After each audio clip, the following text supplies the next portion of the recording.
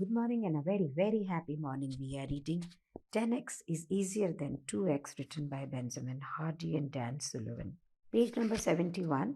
हमने उसमें देखा डैन सिल्वन का एक process, commitment, courage, capabilities and confidence. जब इस प्रोसेस के साथ आपने एक 10x जर्नी की तो यह आपके लिए कंप्लीटली नॉर्मल है कि with the higher degree of आत्मविश्वास, कॉन्फिडेंस, अब आपको ज़िंदगी बड़ी और बेटर अपॉर्चुनिटी के साथ दिख रही है जो आपको पहले अवेलेबल नहीं थी.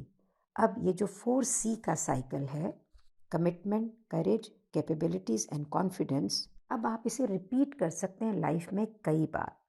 आप हर बार जब इसे रिपीट करेंगे आप अपनी 80% पीछे की आइडेंटिटी, पीछे की सिचुएशन, लोग, एक्टिविटीज़, उसको लेट गो करेंगे. होगा कि हाँ, आपको ये फील भी होगा कि भाई मुझे कुछ लॉस हो रहा है.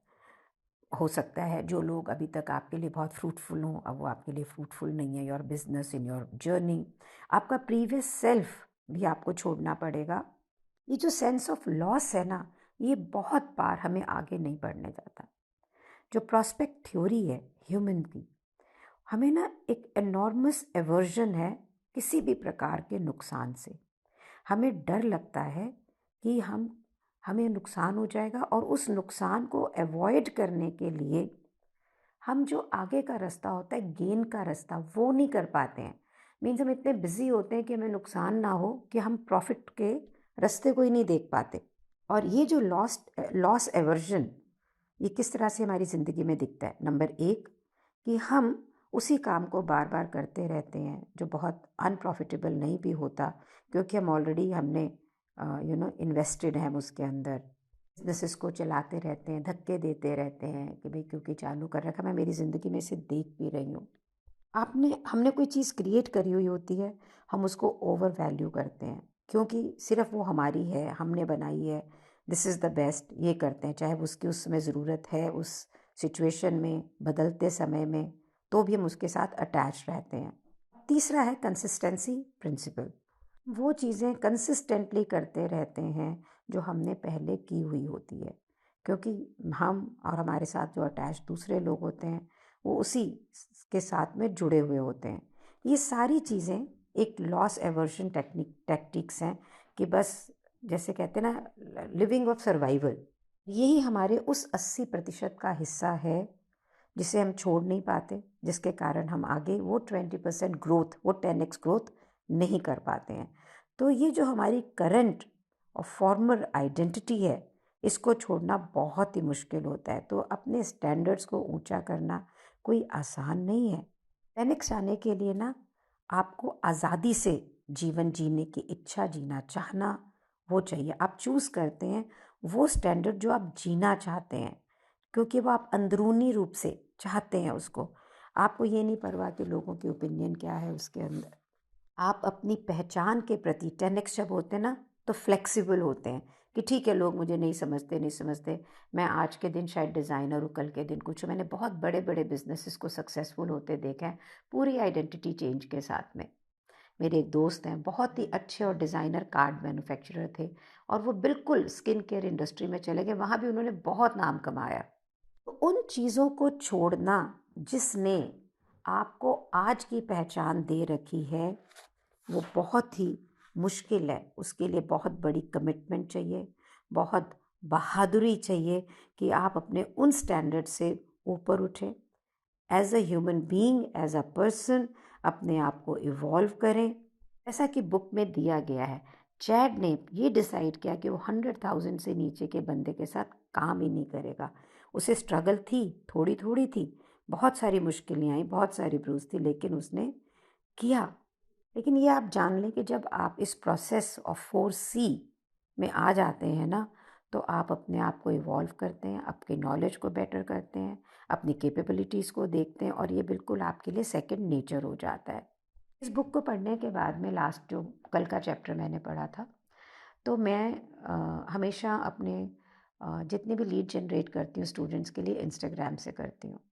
जब मैंने 10x सोचा कि भाई मैं 10x लाइफ के लिए मुझे आज से 10 गुना तो प्रॉफिट तो चाहिए ही चाहिए, और उस पैसे के साथ में फिज़िकल फ्रीडम चाहिए, तो मैंने कुछ नाम ऐसे निकाले जहाँ पे कॉमन क्लाइंट्स थे, पर हम अलग अलग काम कर रहे थे। मुझे नहीं लग रहा था कि वो मुझसे मिलेंगे या मेरे इंटरेस्टेड होंगे, बिकॉज ऐसा नहीं कि छोटा बड़ा है, because everybody is happy in their own zone. पर जब मैंने उन्हें फ़ोन किया for the meeting, they were more than happy to meet.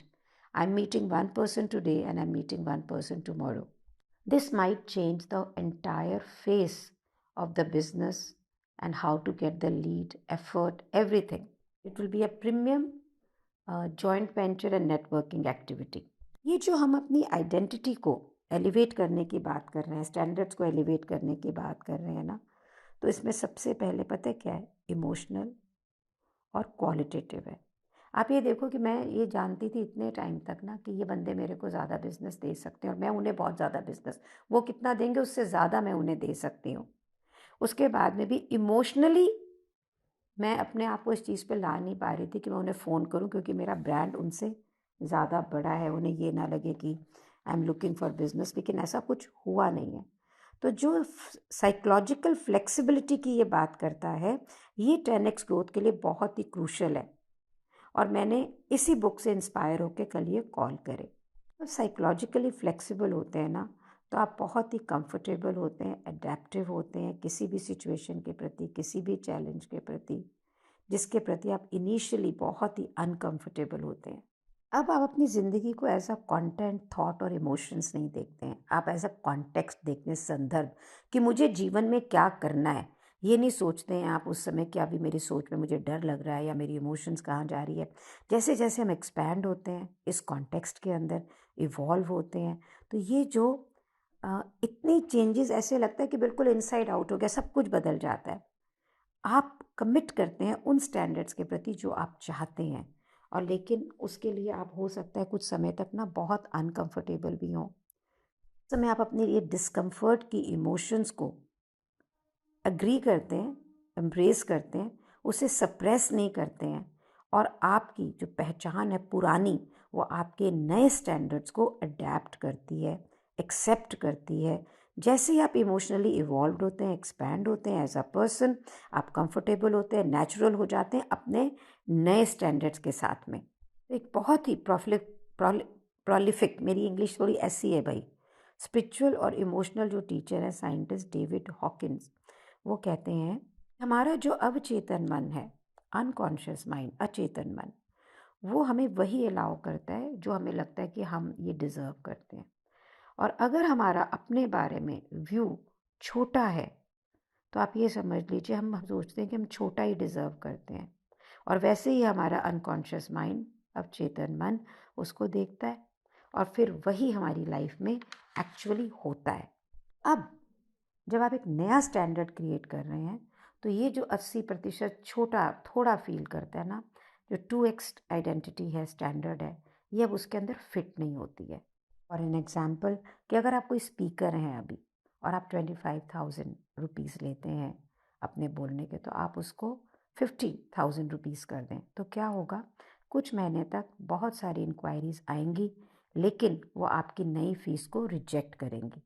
लेकिन जब एक यस आएगी इस 50,000 में की फीस पे, तो ये 10x ग्रोथ आपके लिए ज़्यादा वैल्यूएबल है कि जहाँ पे 25,000 की 12 यस आ रही है, लेकिन हो सकता है थोड़े समय के लिए आपको कुछ पैसा छोड़ना पड़े। कुछ दिनों के बाद में आपके स्टैंडर्ड नॉर्मल हो जाएंगे। तो मैंने अपना कोर्स 60,000 में शुरू किया 2020 में, आज के दिन मैं 95,000 ले रही हूँ और सोच रही हूँ उसको इंक्रीज़ करने का भी।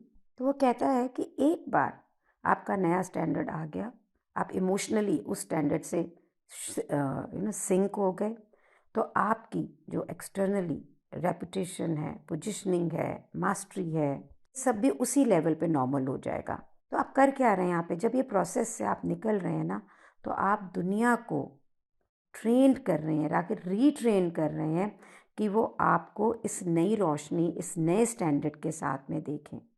ये नए स्टैंडर्ड आपके अंदर इनसाइड तो फिल्टर क्रिएट कर ही रहे हैं, लेकिन उसके साथ में बाहर के लोगों को भी अलाइन कर रहे हैं कि अब आप कैसे ऑपरेट करते हैं, कैसे कोलैबोरेट करते हैं, ताकि वो देखें कि उन्होंने आपके साथ में कैसे काम करना है। बुक में जैसे जैसे हम आगे जाएंगे, हम ये सीखेंगे कि next level of application 10x process का क्या है।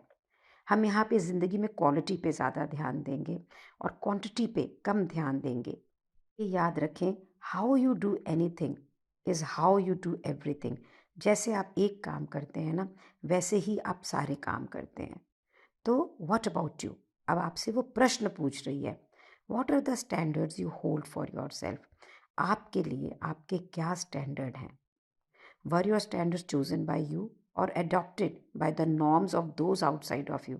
ये जो स्टैंडर्ड आपने अपने लिए बनाए हैं, ये आपके स्टैंडर्ड हैं कि ये स्टैंडर्ड आपके बाहर लोगों ने आपके लिए चूज करे हैं? What are your minimum standards and that you are focused on and committed to? आपके सबसे बिल्कुल लोवेस्ट स्टैंडर्ड क्या है जिस पे आज के दिन आप फोकस कर रहे हैं और कमिट कर रहे हैं? What would happen if you dramatically elevated your standards? How can you move towards your 20% focus and mastery? What 80% would have to go? कि क्या होगा अगर आप अपने जीवन में ड्रामेटिकली यानी एक्सपोनेंटली अपने स्टैंडर्ड्स को बढ़ा दें? इस प्रकार से आप अपना 20% फोकस जो आपको रिजल्ट देता है उसको और फोकस करके मास्टरी पे लेके जाएंगे। और आपका कौन सा 80% ऐसा हिस्सा है जो बिल्कुल ख़त्म होना है? जैसे जैसे आप 10x ग्रोथ की तरफ चलेंगे ना, तो आपको फजूल की चीज़ों पे फोकस कम करना, जिसमें हम आज के दिन ज़्यादा करते हैं। तो आप जो काम कर रहे हैं उसे कम करना है और क्वालिटी, डेप्थ, इम्पैक्ट वाला जो काम है जो आपको 10x की तरफ लेके जाए उससे ज़्यादा करना है, क्योंकि आप क्वालिटी पे ज़्यादा फोकस करेंगे। जैसे कि इस बुक के जो जितने भी केस स्टडीज हमने पढ़े, कार्सन, लिंडा, चैड, उनकी तरह। और आप एक्सपीरियंस करेंगे एक्सपोनेंशियल ग्रोथ और नॉन लीनियर ग्रोथ। मतलब नॉन लीनियर से होता है लकीर के साथ में चलते हुए ग्रोथ की जगह आपको बड़ी ग्रोथ एक्सपीरियंस होगी। तो चलिए आज अपने इस काम को कर लेते हैं कि हमारे आज के स्टैंडर्ड्स क्या हैं। क्या ये स्टैंडर्ड समाज ने हमें दिए, हमारी फैमिली ने हमें दिए कि हम करें? मुझे लगता है कि बहुत सारी चीज़ें हम इसलिए करते हैं क्योंकि सोसाइटी के नॉर्म्स में होते हैं, वेदर वी लाइक इट और whether we don't like it. जैसा कि उसने पूछा है कि अपने मिनिमम स्टैंडर्ड को देखो और फिर ये देखो कि आप इसमें क्यों फोकस हैं, और ये सोचो कि भी ड्रामेटिकली एलिवेट हो जाएगा तो आपको अपने 80% कौन से को ख़त्म करना है और 20% कौन से फोकस और मास्टरी को ऊपर लेके जाना है। Today I am also going to work on it right now. Are you going to work on it right now? Please do share with me, like and subscribe to the channel, share these audio videos with lot of people। ये याद रखें, collective energy हमेशा बहुत ही अच्छा काम करती है। आपके साथ में अगर आपके 3-4 दोस्तों की टीम बन जाएगी जो वो भी 10x ग्रोथ चाहते हैं, तो आपके पास में एक कॉन्वर्सेशन का मुद्दा भी होगा और सलाह मशवरा होगा। बड़ा मज़ा आता है ग्रुप में काम करने का। आप भी मेरा ग्रुप होना। Thank you so much for being in my life. Thank you so much.